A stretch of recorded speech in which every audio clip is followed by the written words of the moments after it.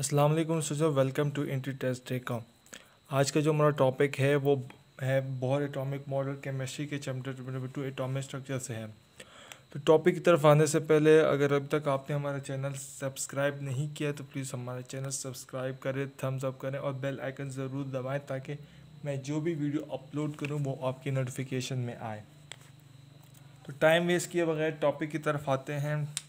कुछ एमसीक्यूज़ मैंने कलेक्शन किए तो आपको डिटेल कर देता हूँ इसके बारे में। हमारे पास पहले एमसीक्यूज़ है, according to Bohr atomic model separation between second and fourth orbitals of hydrogen atom is. हमें सेकंड और सेपरेशन फाइंड आउट करनी है सेकंड और फोर्थ ऑर्बिटल के बीच में जो हाइड्रोजन एटम है। तो हमें पता है कि रेडियस ऑफ ऑर्बिट को फाइंड आउट करने के लिए हमारे पास जो फार्मूला है R N is equal to N square 0.529 a naught. इस फार्मूले को हमने याद करना है। फार्मूले के मुताबिक हमने फोर्थ और सेकंड ऑर्बिट को करना है, ठीक है। और दोनों को 0.529 के साथ मल्टीप्लाई करेंगे। तो मल्टीप्लाई करने के बाद जो लास्ट आंसर आएगा वो हमारे पास ए नॉट हो। ज़्यादा मुश्किल नहीं है, अगर फिर भी समझ नहीं आ रहा तो मैं लास्ट में दोबारा एक्सप्लेन कर दूंगा, ठीक है। सेकंड एमसीक्यूज है, if E is the energy of electron in first orbit of hydrogen atom then the energy in the ninth orbital will be. हमें एनर्जी ऑफ इलेक्ट्रॉन को फाइंड आउट करना है। एनर्जी ऑफ इलेक्ट्रॉन को find करने के लिए हमारे पास एक क्या फॉर्मूला है, ये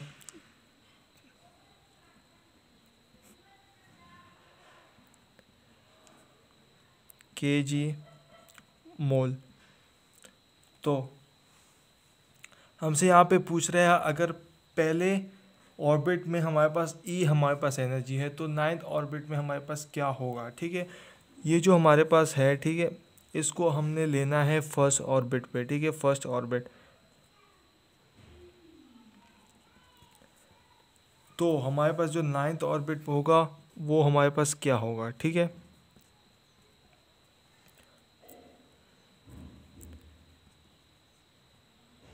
क्योंकि हमारे पास एक अल्फ़ाबेट है, हमारे पास कोई वैल्यू नहीं है, ठीक है।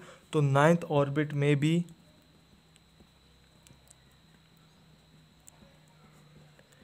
हमारे पास यही वैल्यू रहेगी। क्योंकि अगर कैलकुलेशन का हमारे पास कोई नंबर दिया होगा तो हम इसकी कैलकुलेशन करते हैं 9 ऑर्बिट में, ठीक है। अगर यहाँ पे जो सिंपल हमारे पास एक अल्फ़ाबेट है तो अल्फ़ाबेट भी वही होगा, ठीक है। ये E N is equal to E N square minus sign ज़रूर आएगा, ठीक है। तो ये ए है। थर्ड एमसीक्यू से when the electron is excited from K shell to L shell of hydrogen atom then the radius of the atom is. यहाँ पे कह रहे हैं कि अगर इलेक्ट्रॉन इज एक्साइटेड के से एल शेल में एक्साइटेड हुआ of hydrogen then the radius of the atom, हमने इसका रेडियस फाइंड आउट करना है, ठीक है। तो रेडियस फाइंड आउट करने के लिए मैंने यहाँ पे पहले फार्मूला बताया था कि रेडियस फाइंड आउट करने के लिए हमने क्या करना है। रेडियस फाइंड आउट करने के लिए R N is equal to N square 0.529 upon Z a naught, ठीक है। ये हमारे रेडियस फाइंड आउट करने के लिए फॉर्मूला है। फॉर्मूले को हम पुटअप करते हैं। हमें पता है कि एक्साइटेड फ्रॉम एल शेल, हमें पता है कि हाइड्रोजन एटम का मॉलिक्यूलर मास क्या है, 2 है, ठीक है, हाइड्रोजन। सो हम इसको पुटअप करते हैं, ठीक है। पुटअप करने के बाद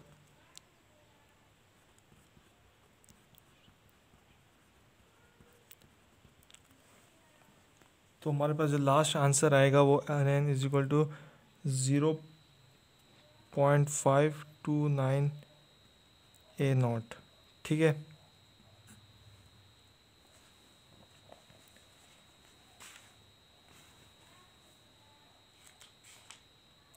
zero point five two naught a को मल्टीप्लाई करेंगे 4 के साथ।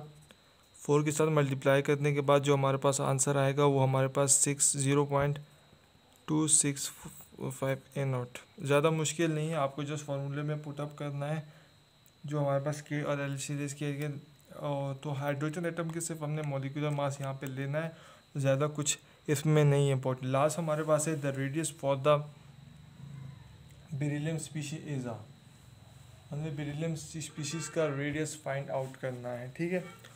तो हमने यहाँ पे रेडियस ऑफ एन ऑर्बिट के लिए दोबारा वही लेना है, n² / 0.529 a0 और यहाँ पे z, ठीक है। For beryllium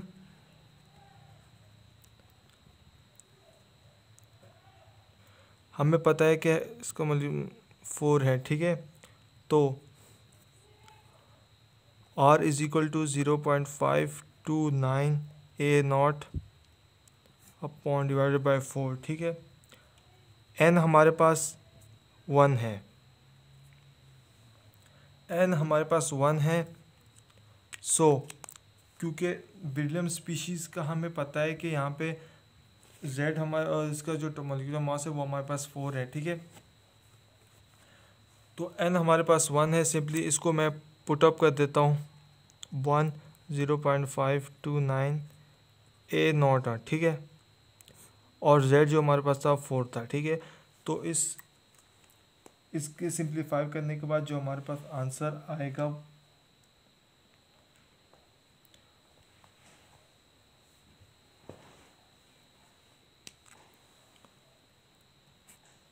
0.132 a0। मैं दोबारा एक्सप्लेन कर देता हूँ। First MCQ according to Bohr atomic model separation between second and fourth, हमने सेपरेशन मींस माइनस करना है fourth and orbital of hydrogen atom को। हाइड्रोजन एटम को फाइंड आउट करने के लिए हमने रेडियस को फाइंड आउट करना है। रेडियस का हमारे पास वैल्यू गिवन है n² 0.5 n² ब्रैकेट में 0.529 ब्रैकेट क्लोज a0, ठीक है। इस फॉर्मूले में हमने दोनों क्वेश्चन को पुटअप करना है। पुटअप करने के साथ इन दोनों को मल्टीप्लाई करना है। मल्टीप्लाई करेंगे तो उसके बाद माइनस करेंगे, जो हमारे पास लास्ट वैल्यू बचेगी वो हमारा आंसर आ गया, ठीक है।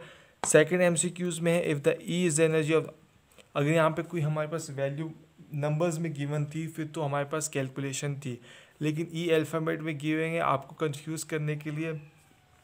तो पहले ऑर्बिट में अगर E है, ठीक है, तो लास्ट ऑर्बिट में ऑब्वियसली E ही रहेगी क्योंकि कोई वैल्यू है नहीं। E तो मल्टीप्लाई डिवाइड तो होगा नहीं, इस वजह से आपको कंफ्यूज करने के लिए इस टाइप के MCQ दे सकते हैं। थर्ड MCQs है from case to L shell hydrogen atom then the radius of the atom is, यहाँ पे एक्साइटेशन दी हुई है, ठीक है, L to K to L shell, ठीक है। हाइड्रोजन एंड द रेडियस, हमें हाइड्रोजन ऐसे एक्साइटेशन फाइंड आउट करनी है। हाइड्रोजन में हमें पता है कि इसका एटॉमिक मास कितना है, 2 है, ठीक है। हमने सिर्फ atomic radius of N orbit का फार्मूला लेना है। फार्मूला लेने के बाद सिंपली इसको साथ मल्टीप्लाई कर देना है। मल्टीप्लाई करने के हमारे पास इसका कितना एक्साइटेशन होगी वो हमारे पास आ जाएगी। हमने एक्साइटेशन फाइंड आउट करनी है कि K से L शेल के दरमियान कितनी एक्साइटेशन हुई है। तो सिंपली हाइड्रोजन हमारे पास पता है कि हाइड्रोजन की हमारे पास एटॉमिक मास 2 है, तो हमारे पास 2 है तो हमारे पास सिंपली आंसर आ जाएगा।